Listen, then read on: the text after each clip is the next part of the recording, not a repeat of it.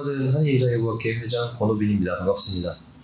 오늘 발표할 내용은 경항부 쪽만 집중해서 이제 표면내부학과 초음파 구조물을 확인하고 약침을 놓는 것까지 발표를 해보도록 하겠습니다. 네, 제 소개입니다. 챕터는 세 챕터로 나뉘고요. 목하고 어깨 쪽에 표면내부학에 필요한 내용들을 이야기하고, 그다음에 목과 어깨 쪽을 초음파 기기로 확인을 했을 때 특징적으로 보이는 몇 가지 구조물들을 확인을 한 다음에 약침을 놓는 것까지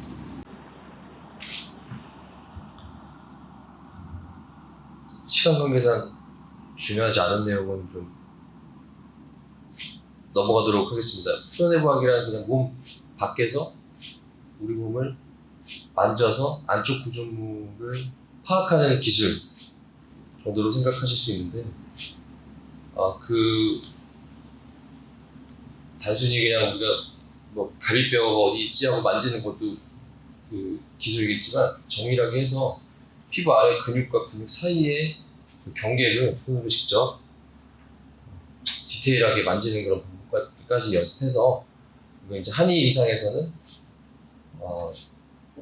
블라인드라고 하죠. 기기 없이 체표해서 접근해서 몸 안쪽에 이제 침습적 자극을 주는 그런 시술들을 하다 보니까 몸 밖에서 몸 안쪽에 있는 구조물을 정확히 파악하는 것이 굉장히 중요한 기술이라고 생각하고 그 부분에 대해서 공부를 하게 되었습니다. 네.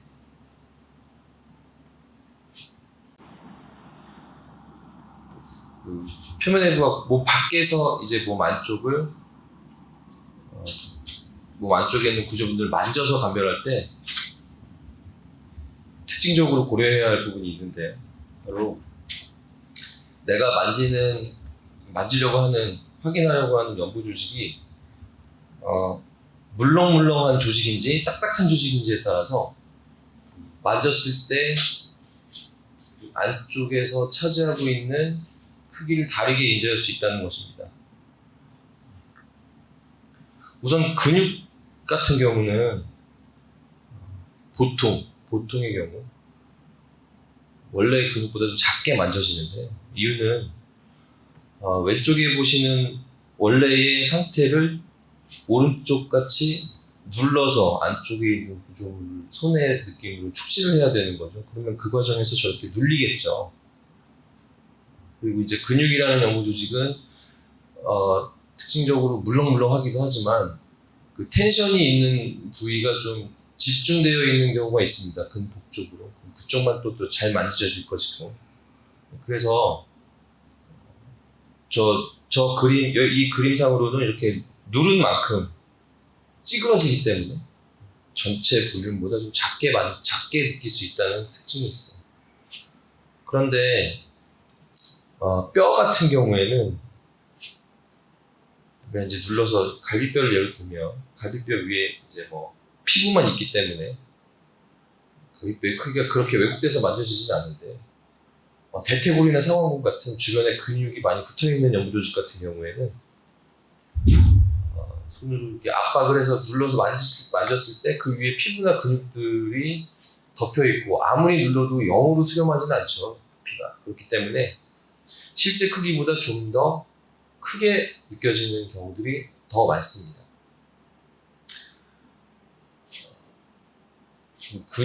바로 뼈 위에 바로 붙어있는 근육들 같은 경우에도 뼈에 준해서 실제 크기보다 좀 더 두껍고 크게 상상되는 경우들이 있고요. 우리가 이제 이렇게 만졌을 때 그 안쪽에 있는 구조물들을 이런 두께구나 하고 머릿속으로 이렇게 재편집하는 과정에서 좀 크게 상상하는 경우들이 있습니다. 이렇게 원래의 크기보다는 좀 더 크게 또는 작게 만져질 수 있다는 것을 알고 만져서 감별을 해야 된다는 점 굉장히 중요해서 맨 앞에다가 좀 달아놨습니다. 구체적으로 근육들 한번 살펴보도록 하겠습니다. 전사각근, 중사각근, 후사각근인데요. 그림에 대해서는 저희가 이제 해부학 그림을 이렇게 보면서 공부를 하는데 이게 실제로 이 옆에서 보는 저런 그 목 옆에 있는 아주 실 같은 얇은 근육들이 저렇게 내려오는 것처럼 그려져 있는데 실제로 이 그림들은 해부학 그림들은 대부분 평면에 그러니까 입체를 평면으로 표현한 그림이죠. 그런데 공부하는 사람들은 다시 그 평면으로 표현된 것을 입체로 상상하면서 공부를 해야 됩니다. 그 사이에 왜곡이 굉장히 많습니다.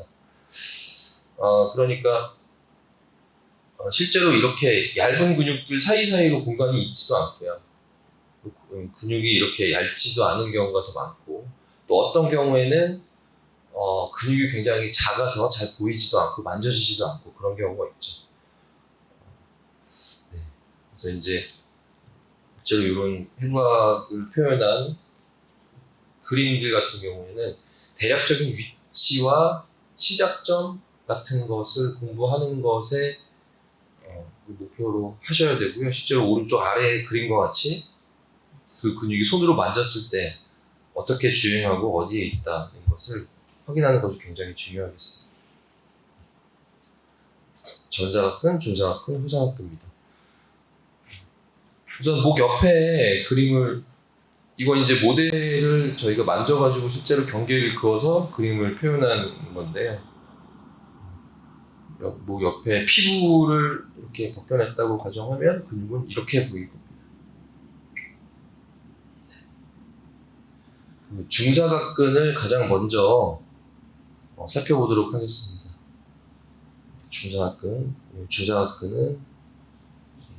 목 옆에 있는 가운데 있는 근육 미드, 안테리어 미드, 포스테리어 중에 가운데 있는데요.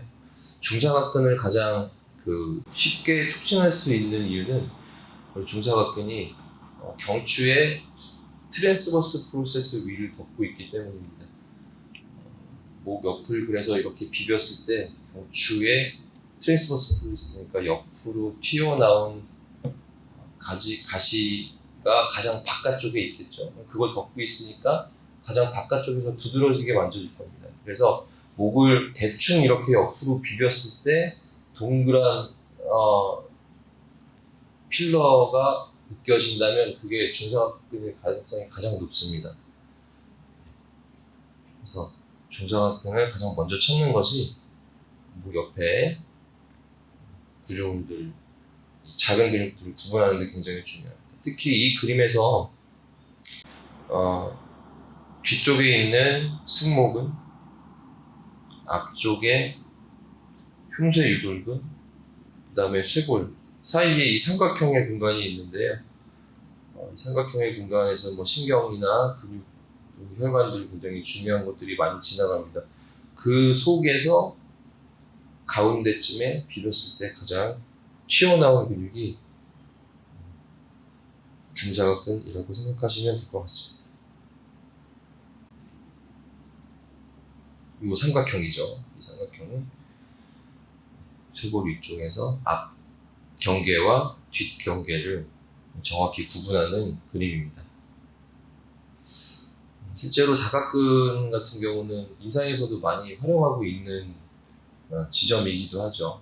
특히 중사각근과 전사각근 사이에는 상완신경총이 이렇게 내려갑니다. 그래서 목 어깨 쪽에 실질적으로 이 부위, 지금 삼각형으로 표시된 부위의 직접적인 통증이나 또는 팔로 내려가는 이상 감각들을 치유하기 위해서 접근을 많이 하는데요.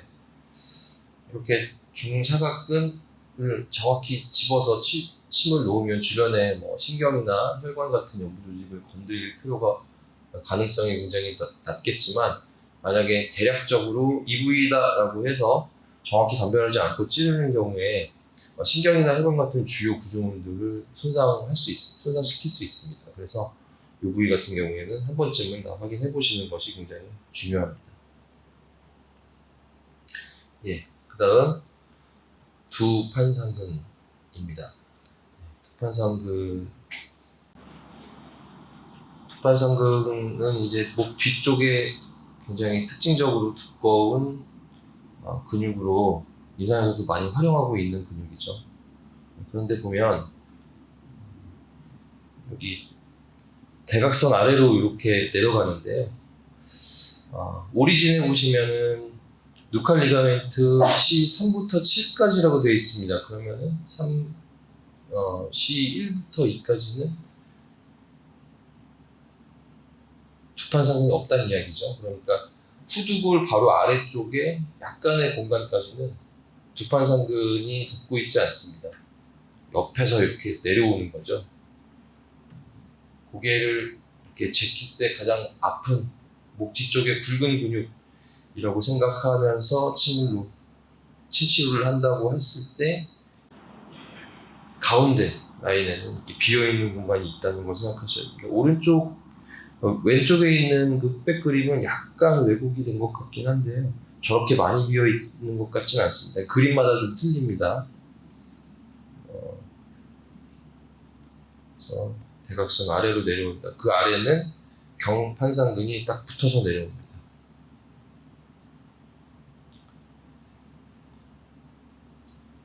위에 이제 왼쪽 그림은 승모근을 제거했을 때 이런 식으로 보인다. 옆으로 봤을 때는 생각보다 옆쪽, 그러니까 유양돌기 쪽부터 대각선 아래로 내려온다.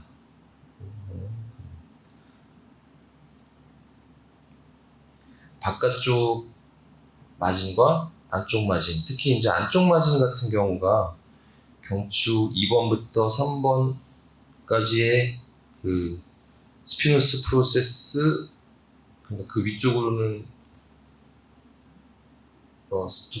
판상근이 만져지지 않는다는 이야기죠. 그래서 거기에서 손을 넣고 외측으로 살짝 밀었을 때 손끝에 저항감을 주는 그 굵은 근육의 안쪽 마진, 이게 바로 두판상근의 내측 마진이 되겠습니다.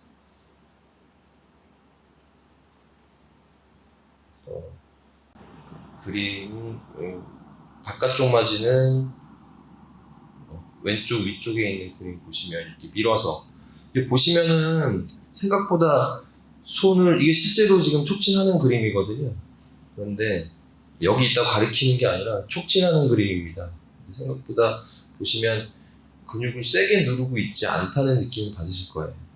그러니까 이렇게 근육의 마진을 정확히 찾을 때는 세게 누르면 오히려 그 근육이 좀 너무 작게 느껴지거나 다른 근육의 간섭 또는 환자의 통증으로 인해서 근육에 힘을 주기 때문에 정확히 감별이 어렵거든요. 그래서 피부에 텐션이 살짝 들어간다는 정도로 안쪽에 있는 구조물의 위치를 대략 머릿속으로 상상을 하고 거기 있을 것이다 라고 생각을 해서 살살 밀면 피부 아래에서 저항이 느껴집니다. 실제로 지금 이 손가락 만진 부위는 승모근 상부 섬유 아래에 있는 두판상근을 만지는 것이죠. 이제 승모근 같은 경우는 이 부위에서는 약 1mm 정도 얇은 근육이에요. 초음파로 봐도 잘 보이지 않을 정도입니다. 그 정도 얇은 근육이기 때문에 그 안에 있는 근육들의 그 결을 확인하는데 방해가 크게 되지 않거든요.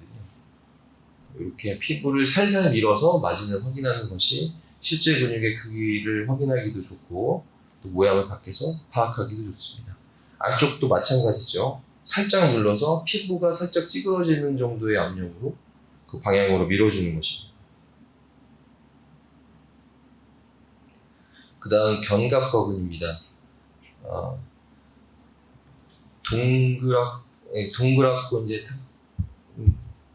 동그랗고 텐션이 이렇게 느껴지는 그런 근육인데요. 이 근육 같은 경우는 우리가 그 담결림이라는 증상을 치료할 때 많이 쓰는 근육이죠.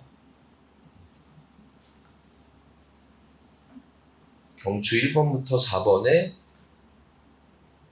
트랜스버스 프로세스의 포스테리어 투버클에서 출발을 해서 견갑골 내상각으로 내려오는 근육입니다.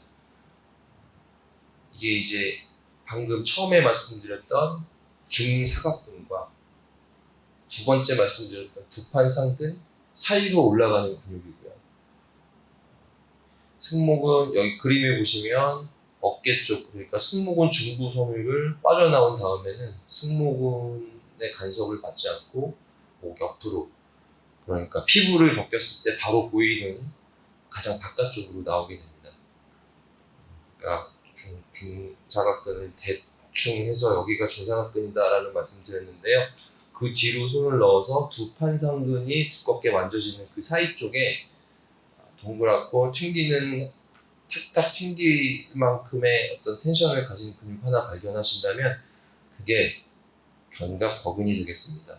모델을 놓고 만지면서 확인을 시켜드리면 확인하기 쉬우실 텐데, 지금 저희가 여기 써놓은 설명, 실제로 만지면서 이렇게 만진다라고 하는 거 자세히 써놓은 것이거든요. 추후에 읽어보시면 아마 이해가 어렵진 않으실 겁니다.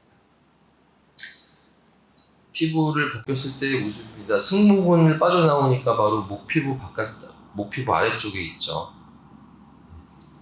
그리고 빨간색으로 표시한 것이 견갑거근인데요. 그 뒤에는 판상근, 그 앞에는 중사각근, 후사각근이 아닌 중사각근입니다. 후사각근은 견갑거근의 심부와 중사각근의 후면에 애매하게 걸쳐 있습니다. 이렇게 생겼고요. 사실은 판상근이라고 말씀드렸습니다만 그 견갑거근은 두판상근 밑에 약간 부록처럼 붙어 있는 것처럼 보이는 경판상근과 접해 있긴 합니다.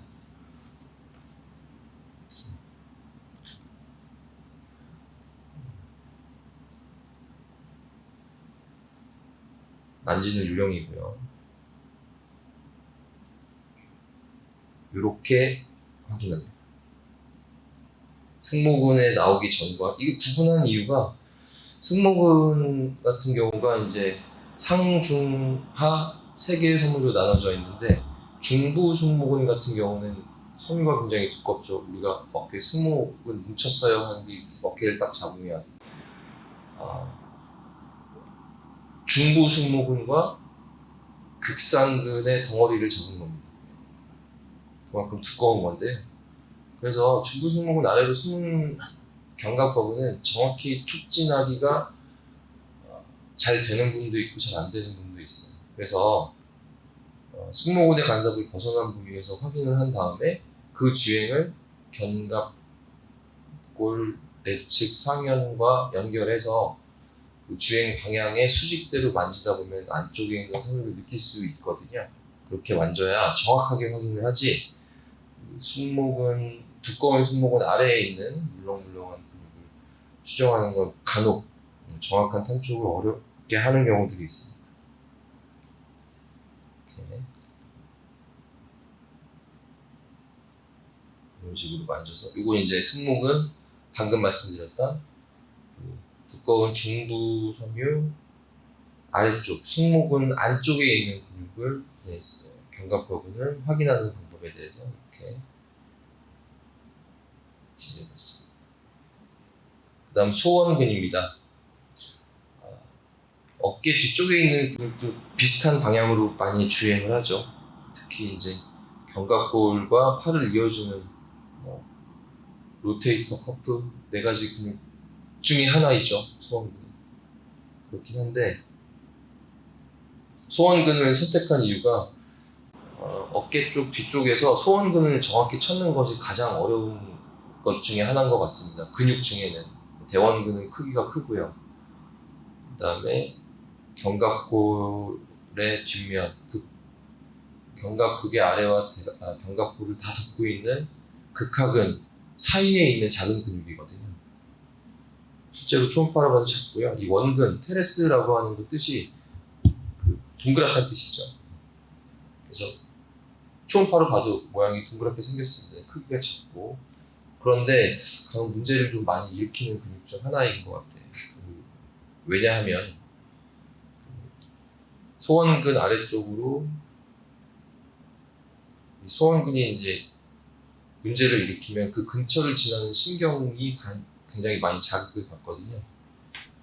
엑실다리 너브가 바로 소원근 아래쪽에 삼두근과 이루는 공간으로 빠져나갑니다. 그래서 어깨 통증을 굉장히 많이 유발해서 실제로 소원근을 직접적으로 자극을 했으면 하는 경우들이 많아서 정확히 감별하는 것이 굉장히 중요한, 어깨 쪽에 다 중요하지만 중요한 근육 중에 하나라서 소원근을 선택했습니다. 소원근은 견갑골의 외치견 중간쯤에서 시작해서 상완골의 대전자에 붙습니다. 이렇게 생겼고요. 말씀드렸던 신경들이 이런 식으로 나오죠. 특히 이제 위쪽 빨간색으로 오른쪽 근육에 보시기에 오른쪽 근육에 빨간색으로 강조한 소원근 아래로 겨드랑이 아래에 노란 신경이 나와서 팔 쪽으로 돌아가는 걸 보실 수 있습니다.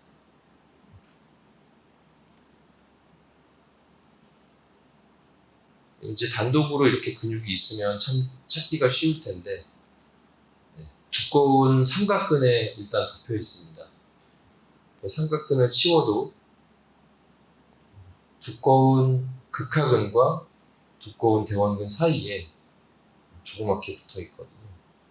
이 위치를 정확히 머릿속으로 기억을 해서 그 부위를 손으로 만져서 해당 근육이 손에 닿을 때 그 근육만의 특징적인 촉감을 기억하시는 것이 굉장히 중요합니다. 물론 사람마다 다른 부분이 있지만 대부분의 경우 비슷하다고 하는 공통점을 찾는 것이 중요하겠죠. 이렇게 만집니다. 그러니까 극하근과 대원근 사이에 있다는 것을 힌트로 극하근의 아래쪽 마진을 확인을 해서 아래쪽 마진 바로 아래쪽에 마치 그 약간 굵은 펜 같은 딱딱한 근육이 하나 들어있는 모습을 찾는다든지, 아니면 아래쪽 대원근을 찾아서 대원근 위쪽 마진보다 약간 위쪽에 근육을 찾아보는 것도 방법일 겁니다. 소원근은 특징적으로 상완골의 외회전에 관여하겠죠. 기시종지를 생각해 보면 견갑골의 외연에서 대전자로 붙으니까, 반면에 이제 대원근 같은 경우는 겨드랑이 안쪽으로 가서 소전자로 붙죠. 그러니까 대원근, 광배근은 내회전에 관여를 하겠지만 소원근과 극하근은 외회전에 관여. 그래서 이거 지금 손이 어떤 모양이냐면 손 바깥쪽에 저항하고 있죠. 외회전에 저항을 하게 한, 외회전, 환자는 외회전에 힘을 주라고 하고 손으로 저항을 한 상태에서 어깨 아래쪽에 탄탄한 근육을 확인할 수 있고요. 겨드랑이 뒤쪽의 통증, 근육의 통증이라고 하는데 이게 소원근의 통증인지 대원근으로 인한 통증인지를 감별하고 싶을 때라면 이렇게 외회전을 하게끔 했을 때 통증이 나는지, 아니면 반대로 손 아래쪽에 있는 손을 저쪽으로 옮겨서 내회전할 때 통증이 생기는지를 감별을 해봐도 좋은 방법일 것입니다. 중사각근과 견갑법은 소원근, 목 옆과 어깨 쪽에서 감별하기 좀 애매해. 환자분들이 좀 선생님들께서 좀 애매하게 생각하시는 하지만 중요한 세 가지 근육에 대해서 좀 자세히 알아봤습니다. 일단 목과 어깨 쪽에 초음파를 했을 때 걔네들이 어떻게 보이는지에 대해서 좀 보겠습니다. 우선 그 SCM 흉쇄유돌근을 가장 먼저 좀 했는데요. 이게 이제 흉쇄유돌근 같은 경우가 목에 딱 대면 가장 크게 특징적으로 잘 보이는 근육이기 때문에 가장 먼저 좀 올려봤습니다. 경동맥 바로 위쪽에 널찍하게 크게 덮여 있는 근육이 흉쇄유돌근입니다. 추후 초음파를 직접 다루실 계기가 있으시면 내가 흉쇄유돌근 이렇게 만질 수 있잖아요, 그죠? 이거는 뭐 촉진이 쉬운 근육이기 때문에. 그런데 거기에다가 초음파 한번 대보시면 이렇게 컸어? 라는 느낌을 받으실 거예요. 보시면 가운데 얇게 쭉 나가죠. 근데 저쪽은 잘 촉지가 안 돼요.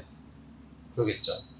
텐션이 좀 적기 때문에 초음파를 대보면 흉쇄유돌근이라는 근육이 생각보다 널찍하게 있다는 거 확인하실 겁니다. 처음에 말씀드렸던 근육은 좀 마진이 좁게 느껴진다고 말씀드렸던 대표적인 근육 중 하나라고 보시면 될 것 같아요. 네. 흉쇄유돌근 안에 경동맥이 이렇게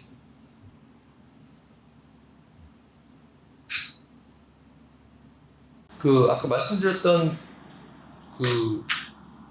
중사각근입니다. 중사각근 같은 경우는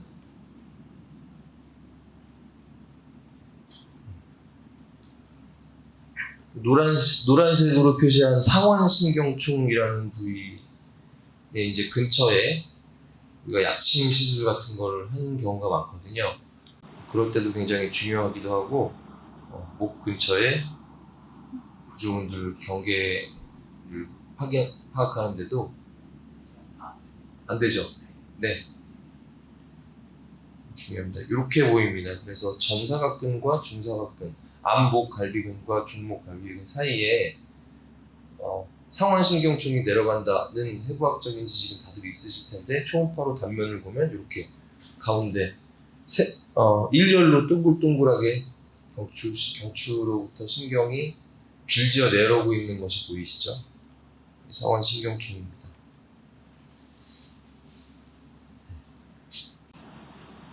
보시면 위쪽에 흉쇄혈이 굉장히 크죠? 그 다음에 두판상근입니다.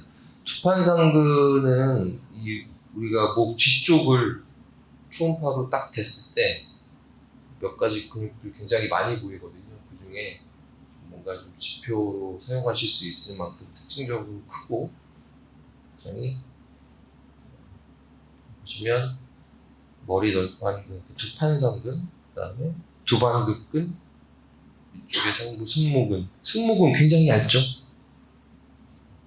여기서는 1mm 정도 되네요.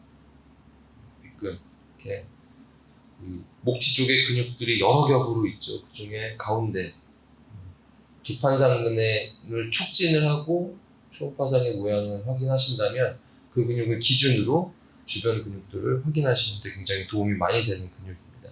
자, 이렇게 보이죠. 목 뒤에 딱 찍으면 가장 아래 하이퍼이코이컬 시계 흰색으로 굉장히 밝게 보이는 게 이제 경추 목뼈고요.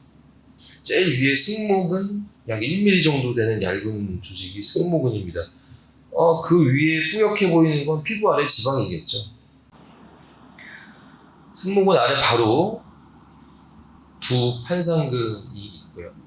머리 널방근 두 판상근이 있고요. 그 아래 두 반극근이 이렇게 있는데요. 네. 네. 네. 두 반극근이라는 근육이고요. 두 반극근은 실제로 섬유가 약간 두 개 같죠? 외축 섬유와 내축 섬유 두 가지로 나뉘긴 합니다. 어떤 분들은 이렇게 대략적으로 구분이 되는 것처럼 보이기도 하고요. 어떤 분들은 다른 근육처럼 가운데 경계가 느껴지기도 합니다.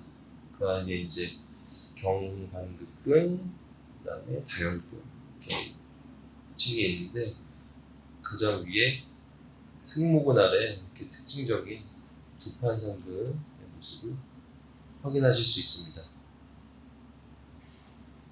마찬가지로 손으로 만졌을 때는 요만하다고 생각하실 수 있는데 초음파로 댔을 때는 마진이 생각보다 넓게 펼쳐져 있다. 그리고 저희 같이 공부하시던 선생님들을 통해서 확인했던 내용이라 지금 선생님들께서는 다르게 알고 계실 수도 있지만 두판상근은 굉장히 두껍고 널찍하고 큰 근육이고 두 반극근은 두판상근 아래에서 작게 그냥 단단한 근육이다 라고 생각하시는 경우가 대부분이었습니다. 초음파를 대보면 물론 레벨에 따라 다를 수는 있겠지만요. 대부분의 레벨에서 두 발급근이 더 큰 근육이라는 걸 알 수 있죠. 만져서 확인하고 내부를 초음파로 실제로 그 연부 조직이 내가 생각했던 대로 있는 것이 맞는지, 그러니까 기존에 있던 떠돌아다니는 그림이라든지 이런 교육을 하기 위해서 알아보기 쉽게 만든 근육을 위주로 인지하시면 오류들이 좀 생길 수 있습니다.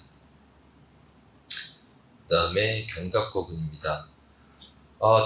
여기서는 등세목은 이게 두껍네. 이거 중부섬유로 내려온 거죠.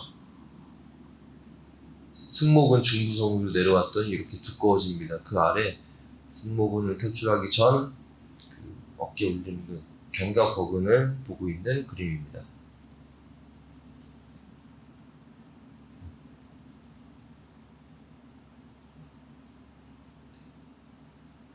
이거는 여기는 단면을 봤다면 여기는 아니죠. 승모근, 극상근, 견갑골 삼각에서 내측으로 올라가는 견갑거근의 모습을 푸르브의 방향을 달리해서 확인한 그림입니다. 그 다음 소원근입니다. 소원근은 이렇게 보면 갑자기 몸에 어딘가에 근육을 딱 댔을 때 굉장히 익숙한 분이라면 여기 무슨 근육이고 여기 뼈가 뭐고 다 아실 수 있겠죠. 그런데 사람마다 다 근육의 모양과 크기가 다르기도 하고 푸르브를 대는 순간의 체표 지점이 피부의 울룩불룩한 또 마르고 살찐 체형에 따라서 안쪽에 있는 구조는 굉장히 불규칙하게 보입니다. 그래서 이 부분 먼저 보여드린 이유 자체가 요거는 똑같아요. 상완골에 소원근이 붙는 모양은 사람마다 다르지 않습니다. 대부분 똑같아서 상완골에서 이 부분을 확인한 다음에 있지 않으시겠죠?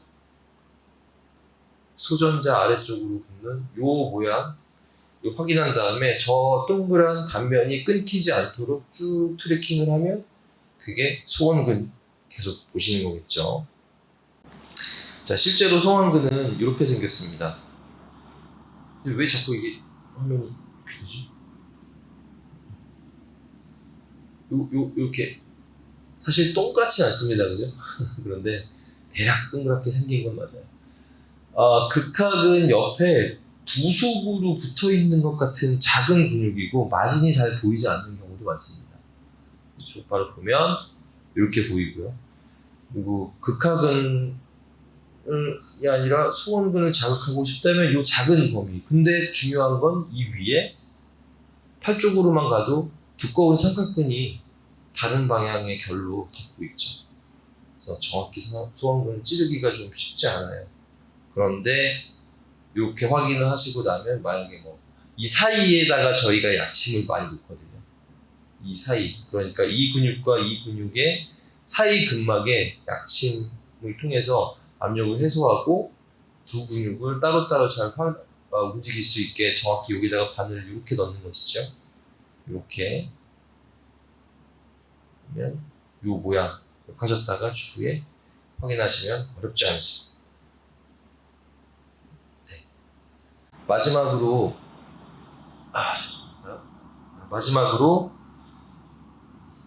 초음파 약침 어떤 과정을 통해서 놓는지 정리해봤습니다. 우선 처음에 당연하겠지만 저희는 이제 표면에 정확히 연부 조직이 대충 어디 있는지를 손으로 좀 만져보는 것이 먼저라고 생각하는 편이에요.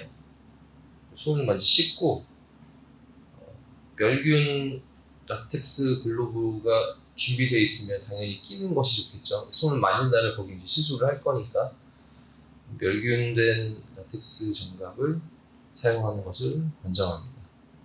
그래서 치료할 부위를 잘 만지고요. 확인한 다음에 인체 표시용 사인펜이 있어요. 그걸로 피부에 텐션을 주지 않았을 때 정확히 여기에다가 자입을 하면 그 연부 조직에 도달하겠구나 라고 확인된 자리 근처에 마킹을 합니다.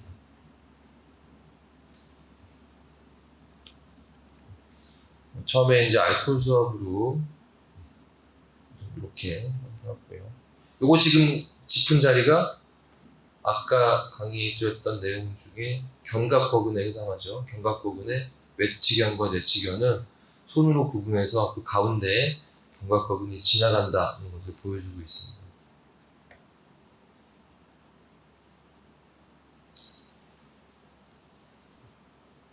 일 1차는 알코올 수압으로 좀 한 다음에 그다음에 포비돈으로 소독을 해서 포비돈 같은 경우는 이제 마르면서 살균이 되는 방식이죠.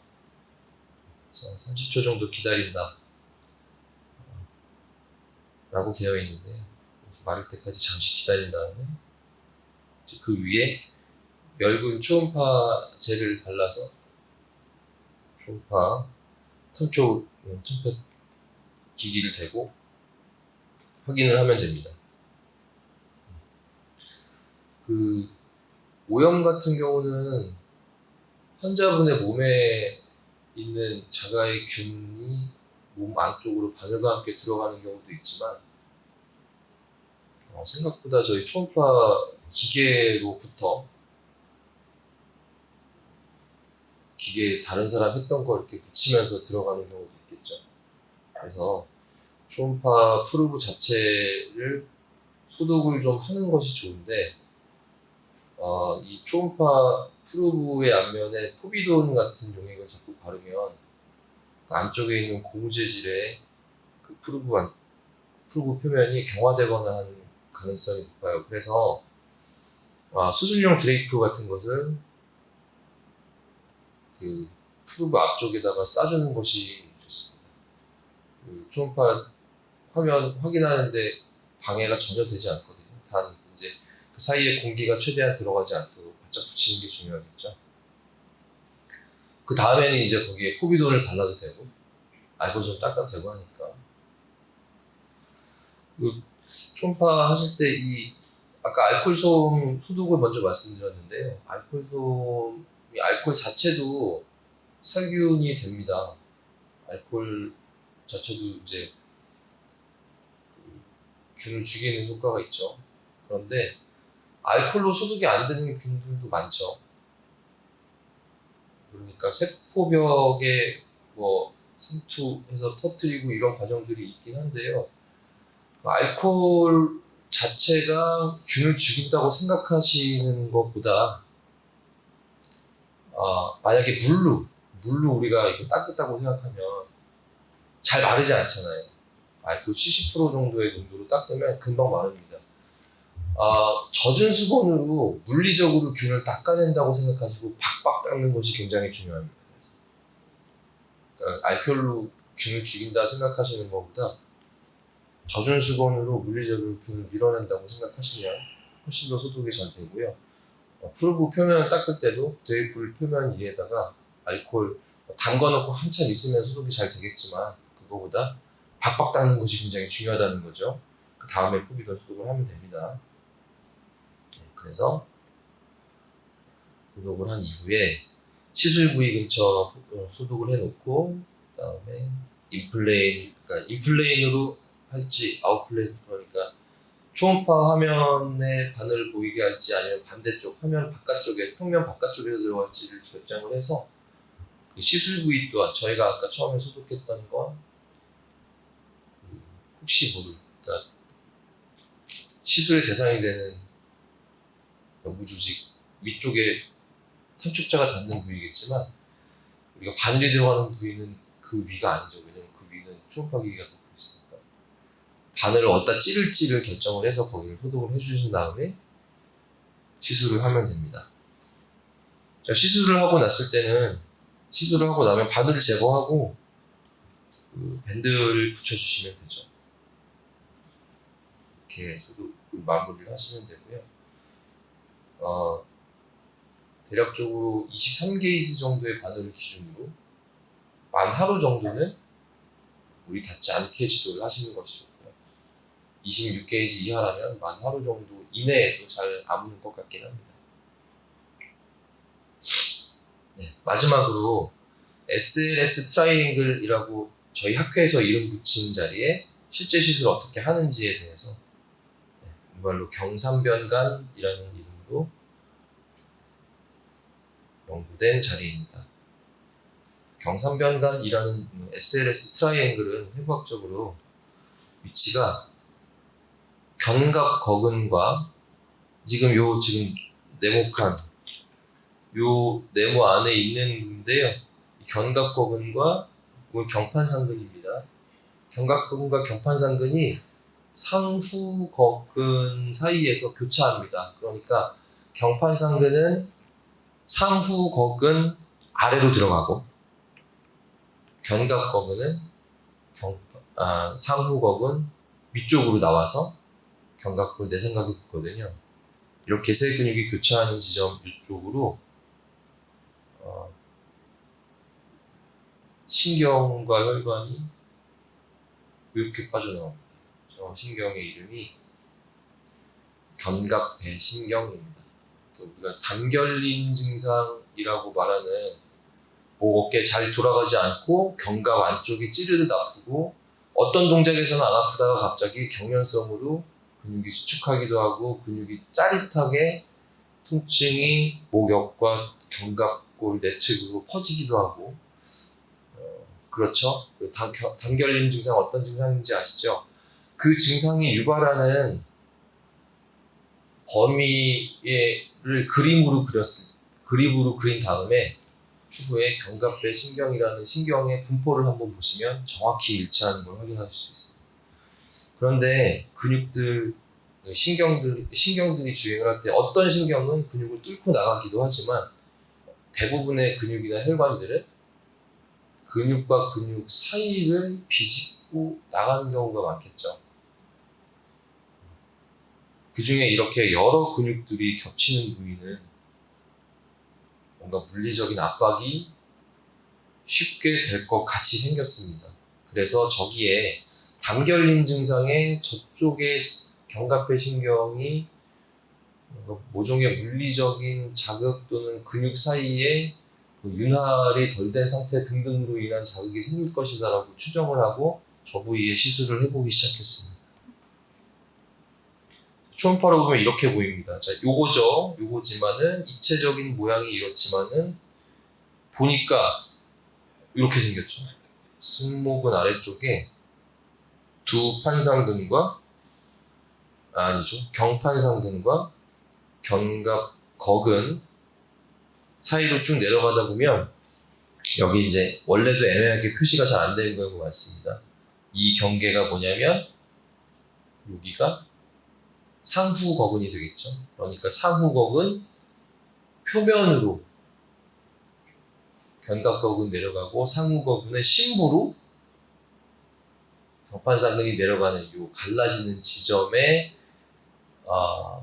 하얀색으로 표시된 뭔가 지방이 좀 근육은 이제 이렇게 혈관이 많기 때문에 혈액이 많기 때문에 까만색으로 나오겠지만 지방들이 이렇게 허연색으로 나오거든요. 뭔가 이 공간을 주변 매트릭스가 채우고 있는 것 같은 저 공간을 초음파로 봤을 때 저렇게 보입니다. 그러니까 경삼변간 SLS 트라이앵글이 되어 있습니다. 저 부위에 여기 보이시죠? 요게 뭐냐면 요거는 이제 자성을 이용해서 바늘의 주행 경로를 추적해주는 특수한 기능이 있는 초음파 기계로 해서 바늘을 넣었더니 이제 이렇게 하더라고요. 이 바늘이 요 바늘 끝이거든요. 여기에 가서 약액을 이렇게 쌓아주면서 벌려주는 겁니다. 저희 학교에서는 이 방법을 소법이라고 명명했습니다. 그러니까 간기울결을 치료하는 방법이 소간해불이죠. 소간. 그러니까 성불개하다는 뜻입니다. 물리적으로 압력이 높은 부위를 뭔가 이렇게 벌려줘서 서로 사이에 공간을 확보해서 소통을 잘하게 한다는 뜻일 거예요. 간이 실제로 밀도가 높아진 건 아닐 수도 있지만 그런 표현을 쓰죠. 마찬가지인데 이거는 실제로 물리적으로 부위에 압력을 해소해서 순환이나 신경 전달을 원활하게 하고 근육 사이에 옆에 있는 붙어 있는 근육들이 유착 등으로 해서 개별 활동이 어렵게 된 상태를 주변 그 옆 근육과의 물리적인 유착 상태를 벌려줘서 개별 근육을 잘 활동하게 할 수 있는 방법으로 약침을 이런 식으로 사용한다. 그래서 소법이라는 이름을 붙여서 시술하고 있습니다.